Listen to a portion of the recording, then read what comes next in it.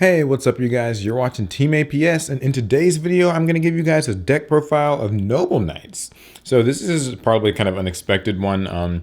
It's a deck that Alex used to play, and recently they got Isolde. You weren't able to do a deck profile of it, mostly just because of like time, kind of forgot. But I just decided to get all the cards out, play with this deck for a bit, see what all the hype was about. And Noble Knights are actually really cool, so I'm going to profile it, and of course, be sure to give the video a thumbs up and leave me some feedback by the time you get to the end. Let me know what I should change. Noble Knights are kind of a fan favorite of the TCG exclusives, so I think that even though they're kind of like rogue and more or less for fun, it's still like a good time. I mean, like, you can always sneak a game from people just when you make a really big Torgus that has lots of equipped spells. So, starting out with 3 copies of Noble Knight Brothers. Thanks to the release of Isolde, this guy is extremely useful now.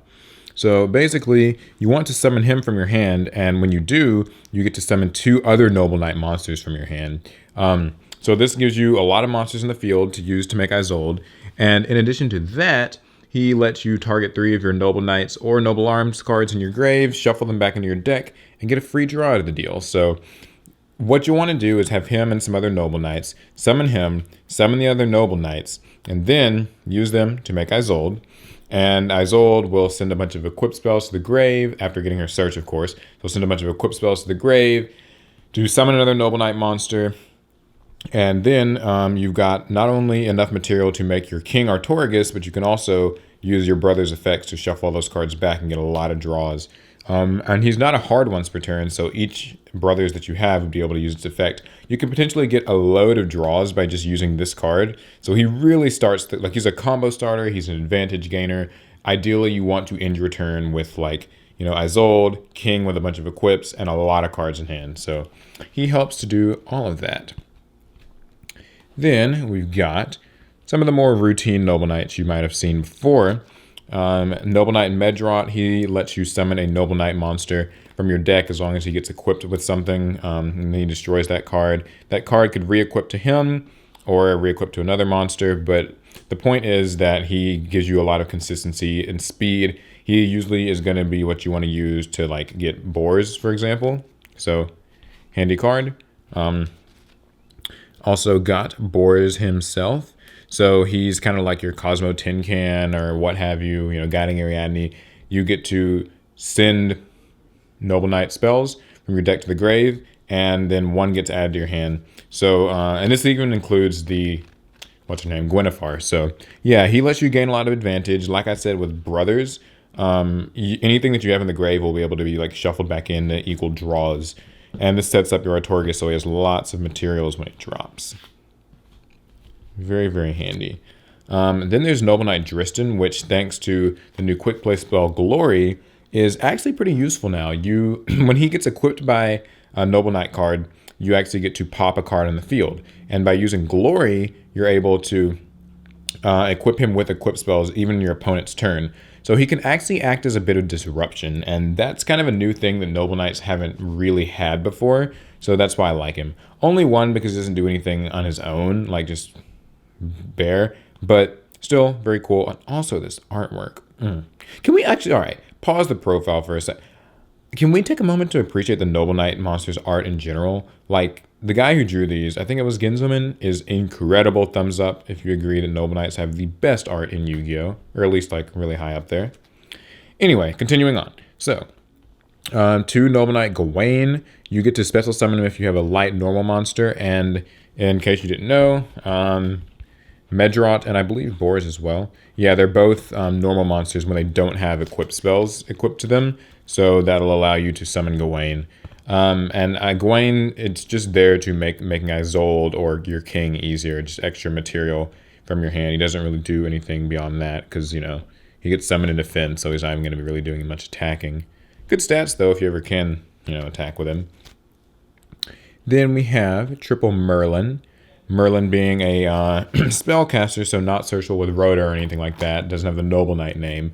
But you can tribute it and get a Noble Knight monster from your deck, which is cool. And he also has the quick effect of banishing itself from the grave to immediately Xyz summon one of your, like, your king or either of one of your kings.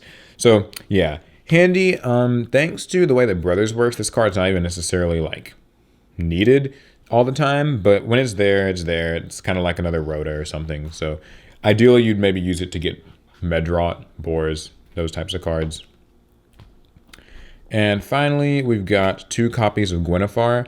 I'm running 2, but you could really probably get away with 1. I mean, once 1 hits the grave, the rest is just sort of like, whatever. So, yeah, Gwynnefer equips to your monsters from the hand or grave, and then gives them effects if they're light or dark. So some of them become like dark when they're equipped with stuff.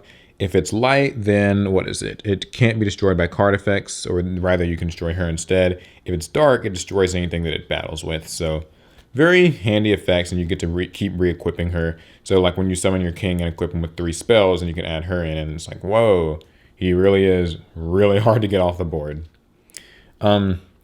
Our hand traps. Now, of course, everybody loves hand traps so much, but in this deck, they actually serve a very important purpose. Because you're going to be doing a lot of drawing with Noble Knight Brothers, you actually would like to have enough hand traps to where like the draws are hand traps.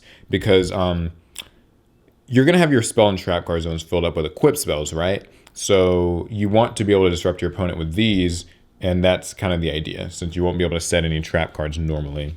Of course, Ghost Ogre and Ash Blossom do their job. They do Ghost Ogre and Ash Blossom things.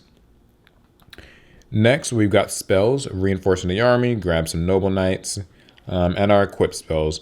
We have 3 Destiny, 2 Excalibur, Caliburn, Gallatin, Arfe Duter, and also Double Glory. So all of these have different useful effects. I'll go over them real quick, actually.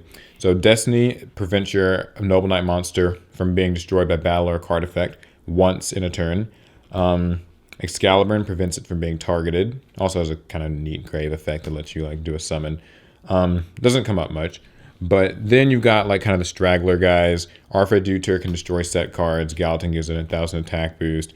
Caliburn lets you gain life points, which can actually be really useful when you're grinding.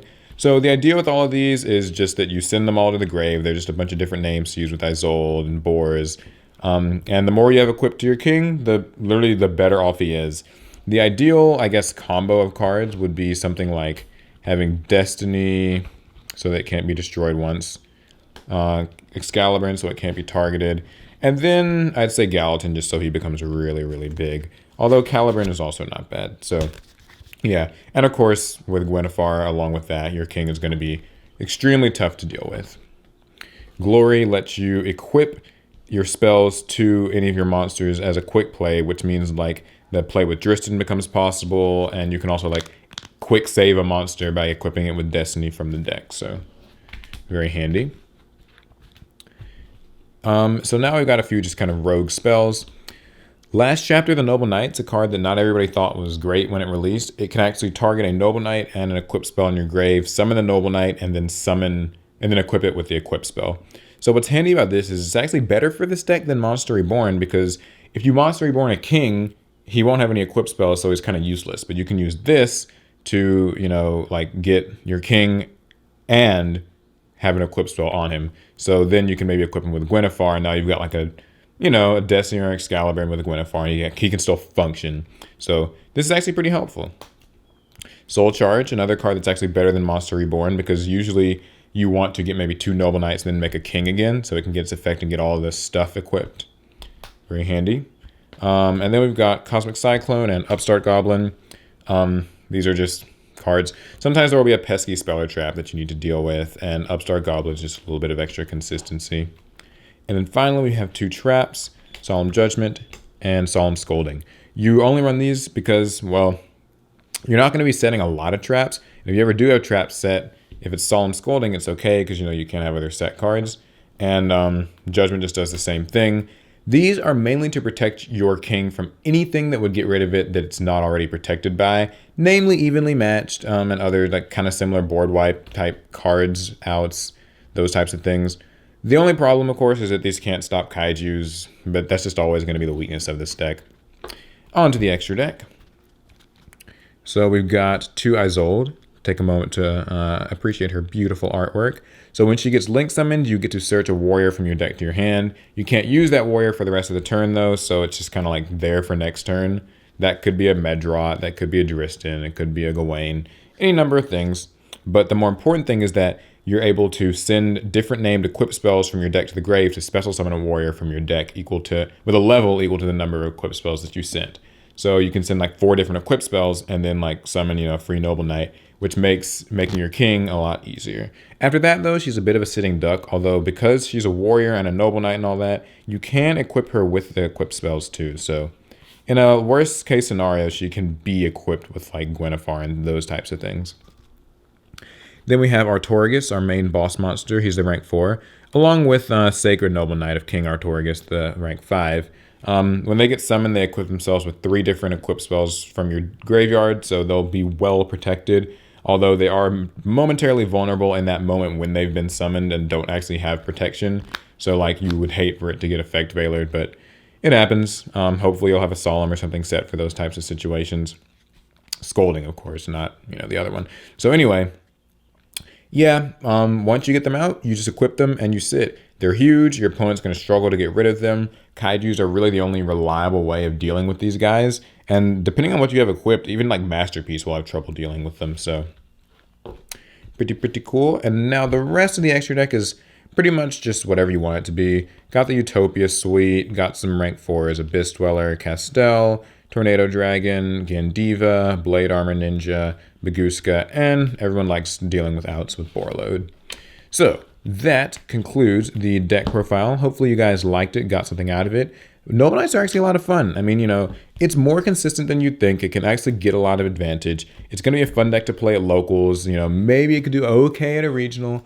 It's a rogue thing, but don't sleep. It's not the worst deck in the world either. So that's it. Hopefully you guys enjoy. Give me some feedback down below in the comments. And remember, thumbs the video if you liked it, subs if you loved it, notification bell, because I've been doing a lot of deck profiles in case you guys haven't noticed. And I've got duels and stuff coming up as well. This summer is going to be lit.